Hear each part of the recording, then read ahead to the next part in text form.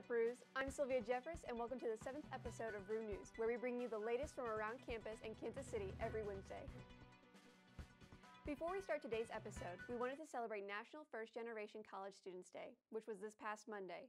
We want to thank all those first-gen students who currently attend UMKC and others who go to colleges worldwide. COVID cases are staying steady as the weeks pass. As of November 8th, there are 15 active COVID cases, which is the same number of cases as the end of October.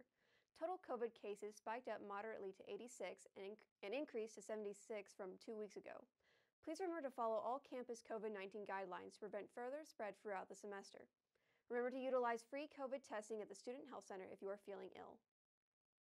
On today's episode, Zach Zeller will give us a very important update on some of the latest COVID news. Let's take a look. Thank you, Sylvia. As of Thursday, November 4th, the mask mandate in Kansas City is officially over. However, there is a stipulation. According to KNBC 9 News, quote, "The mask mandate ends for people 18 and older. Kansas Cityans younger than that, 17 and younger, will still be required to wear masks." End quote. For the greater Kansas City area, this could be problematic.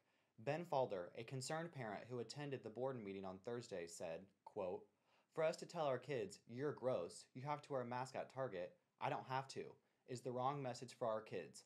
End quote. In terms of UMKC, it is Chancellor Molly Agrawal and the Health Board's call on whether or not to end the school-wide mandate. While cases have decreased in the area, the winter season is slowly approaching, and cases could spike significantly. This was Zach Zeller with RooNews. So another news about this week. Okay, wait a minute, I'm getting some updates.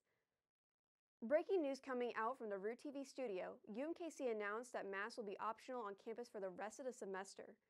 UMKC has requested, though, that students wear masks indoors, especially with no social distancing. The only location that masks are required are at the School of Dentistry building, Student Health and Wellness, and Community Counseling and Assessment Services. Sister Circle will be having its first official meeting November 16th at 7 p.m. This organization is for women to get involved, whether it be networking, volunteering, or building relationships with each other. With multiple movies coming out this week, there's a lot to cover. So here to tell it all is Connor Stewart with Entertainment Explained. Take it away, Connor. Thank you, Sylvia. Let's start with some big MCU news. A new poster has been released for the upcoming film Spider-Man: No Way Home. It features the familiar villain known as Green Goblin. His appearance bears the resemblance of his suit from the Sam Raimi film, possibly hinting at the return of Willem Dafoe as the Spider-Man foe. Grab those big screens. 13 MCU films are set to have the IMAX expanded ratio on Disney+. Films like Avengers Endgame, Thor Ragnarok, and Guardians of the Galaxy will bring the feeling of the IMAX theater to your own living room. Finally, we take a journey to the Star Wars criminal underworld in the recently released Book of Boba Fett trailer. The show follows the iconic Star Wars bounty hunter as he takes control of the underworld in a story that seems like the perfect blend of a mobster movie and a classic Star Wars story. Now we turn it over to Alvar Negrete Baños for a review of the recently released sci-fi epic Dune. Thanks, Connor. Dune was a visually striking sci-fi experience. Director Denis Villeneuve successfully captures the alien expanses, the distant vistas of desolate sands, and the brutal characters of the Dune universe. However, fans of the source novel by Frank Herbert will probably miss a few key elements throughout the film that don't appear.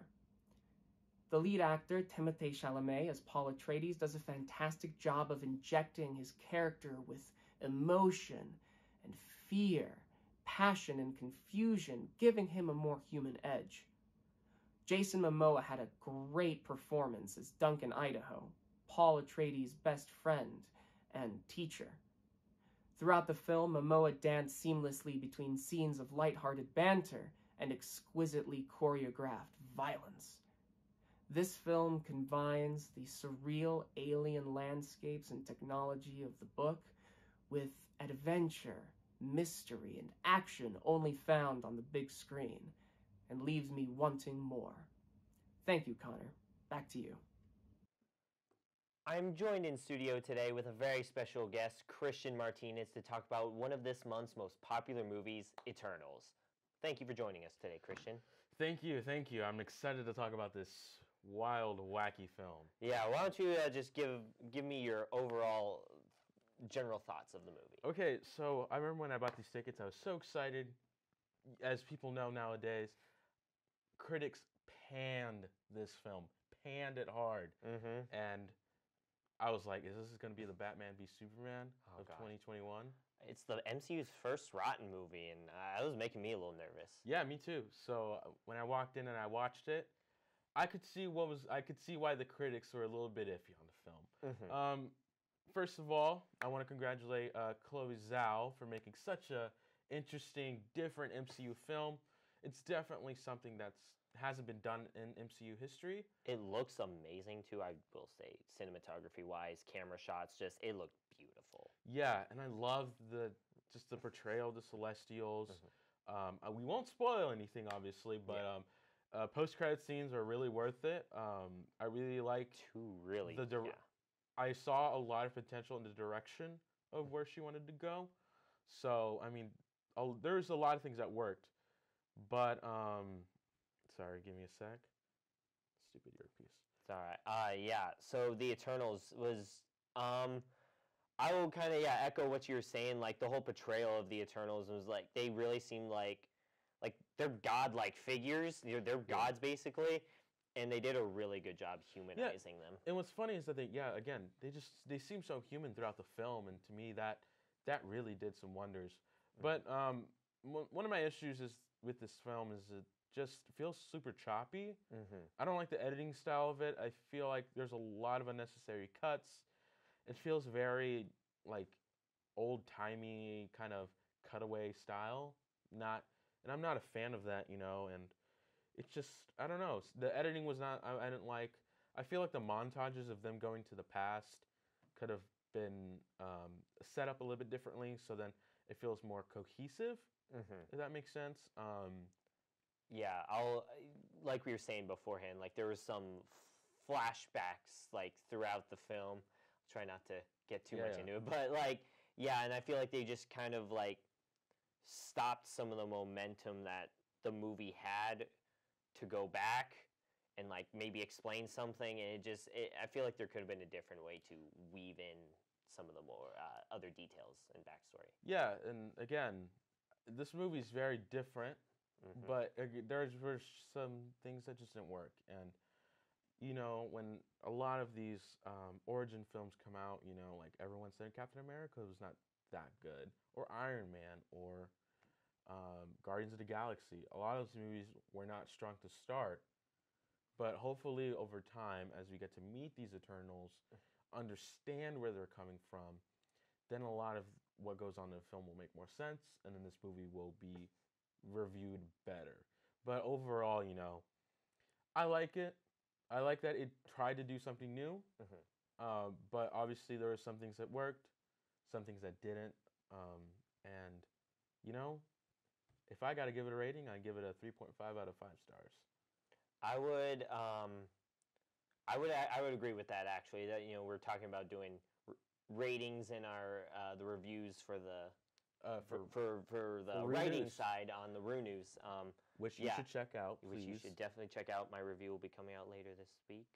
And I would be saying 3.5 out of 5 stars for sure as well. And just to kind of end it off here, I'm excited for the future of the MCU. Spider-Man No Way Home, you talked about the poster. Excited. I got reports from a guy called Daniel RPK on Twitter. Says that the trailer's going to come out pretty soon. So we might be getting more info on who's going to be in the movie, which is going to be super exciting. It's going to change the MCU as we know it. Hawkeye, really excited for that. Overall, I mean, again, the Eternals did feel like a step in different directions, but with time and with Marvel and Kevin Feige understanding what works and what doesn't, I feel like he'll know what he's gonna do, and maybe we'll get that Druig, Makari, more of different characters. I wanted to ask, who are your standout characters? For me, it was Druig and Makari, and they, again, not to spoil anything, but the relationship between each other just feels so natural, and it feels like it hasn't been done in the MCU. Quite personally, I like what happens between them throughout many scenes, and I really want to have a Disney Plus show just on their adventures. Like I want to see more of them. Again, I kind of felt iffy about Icarus and Cersei. Felt very generic. I did like Gilgamesh and Athena, or is it? It's just Athena. Athena, yeah. Sorry about that, guys. Don't insult Angelina Jolie. Yeah, I'm sorry. I'm sorry, Angelina. I'm sorry. I'll send you a letter later. And finally, I will say, Brian Tyree Henry's Phastos, the technology guy, he was another standout. And another Loved him. character development that really worked in the film. And Kingo was there for comedy, but there's another person I like that's with Kingo that I, again, don't want to talk about it because it might be spoilerish. But there's someone that's with Kingo that really brings the comedy. But yeah, that's what I think about this movie. I'll be back here for Hawkeye hopefully, and so hey, you guys will see more of me later. All right. Well, thank you for dropping by and giving us your thoughts on Eternals, Christian. Yeah, thank you, and thank you for sticking with me, even though this stupid earpiece is falling off all the time. But yeah, glad to be here. We'll be here next week. Maybe Ghostbusters. I don't know. Maybe I want to see it. I haven't made the. I don't know. We'll see if I get some time to see it. Maybe we'll watch college student, busy life and everything. Yeah, busy life. But yeah, let's send it right back. All right. That concludes this segment of Entertainment Explained today. That's all we have for you this week. Don't forget to subscribe to Roo TV. Make sure to follow RooNews on Instagram and check out RooNews.org for more news from around campus in Kansas City. I'm Sylvia Jeffress. Stay safe, stay clean, and we'll see you next time.